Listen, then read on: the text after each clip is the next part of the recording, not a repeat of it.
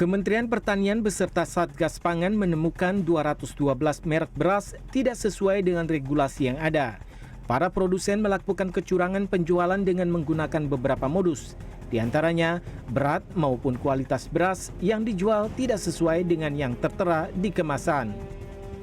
Menteri Pertanian mensinyalir kerugian yang diderita masyarakat akibat kecurangan tersebut mencapai hampir 100 triliun rupiah. Mengatakan 5 kilo padahal 4,5 kilo.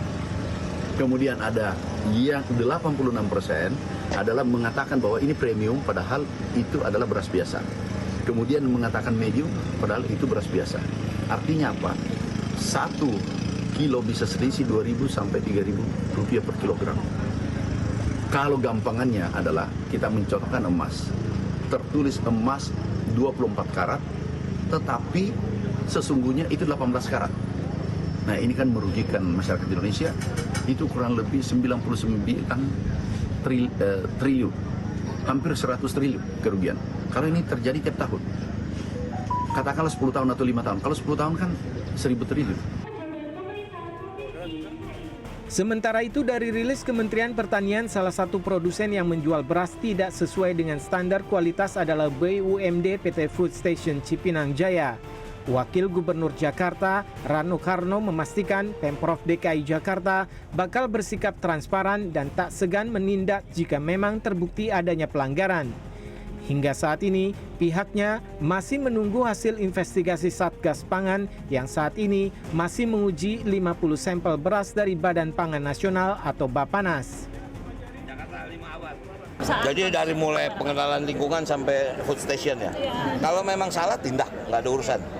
Ya, tapi saya mendapat laporan, tapi sulit, ini memerlukan waktu yang panjang untuk diskusi ini. Tapi saya mendapat laporan dari food station bahwa itu tidak benar.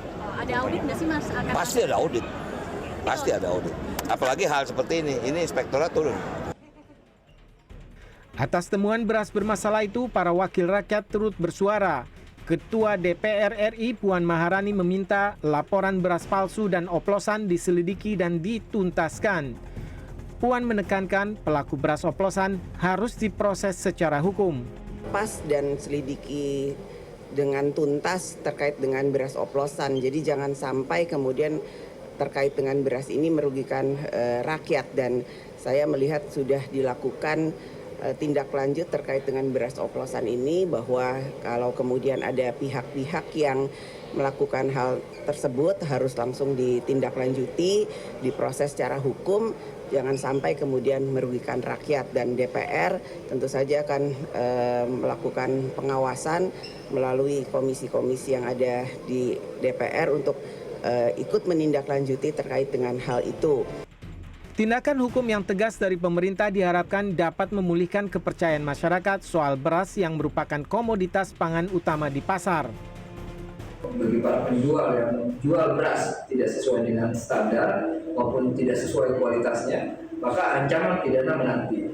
Nah, kami berharap bahwa dengan penegakan hukum yang lebih baik ke depan soal Indonesia, soal beras ini dan khususnya ini menimbulkan trust kembali, kepercayaan masyarakat terkait dengan beras yang ada di pasar. Tindakan kecurangan berat maupun pengoplosan melanggar Undang-Undang Nomor 8 Tahun 1999 tentang Perlindungan Konsumen. Berdasarkan Pasal 62, pelaku usaha yang melanggar terancam hukuman paling lama 5 tahun atau denda maksimal 2 miliar rupiah.